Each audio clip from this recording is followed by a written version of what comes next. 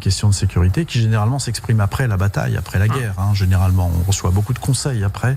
Avant, c'est plus rare, ou parfois ils sont mal orientés, on va dire. À aucun moment, eu égard au dispositif que nous a demandé de mettre en place le ministre de l'Intérieur, ils n'ont jamais envisagé de ne pas monter sur les bateaux. Voilà. Et ça, pour moi, c'est la meilleure expertise qui soit. Le préfet de police, Laurent Núñez.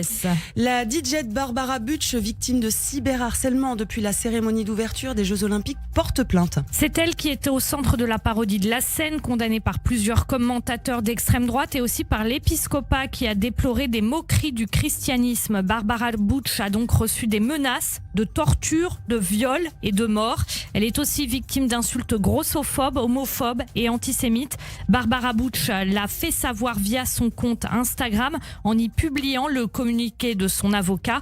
Le père de Barbara Butch est d'origine marocaine et sa mère est ashkénaze. Merci Eva, on vous retrouve tout au long de cette édition. Le président de l'État s'est exprimé sur les réseaux sociaux pour appeler à préserver la moralité de Tsahal. Des députés et des militants d'extrême droite ont provoqué une émeute dans la base militaire de Sde Teinman pour s'opposer à la mise en cause d'un soldat accusé de mauvais traitement contre un détenu palestinien. Parmi eux se trouve même un ministre, Amichai Eliaou, en charge du patrimoine et membre d'Otzma Yehudit, le parti d'Itamar Ben-Gvir, qui lui détient le portefeuille de la sécurité nationale dans le gouvernement Netanyahou.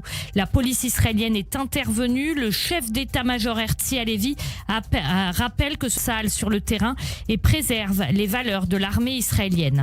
Il y a encore 115 otages dans la bande de Gaza et les négociations pour les libérer échouent une nouvelle fois, Eva. Binyamin Netanyahou a répondu au Hamas, le groupe terroriste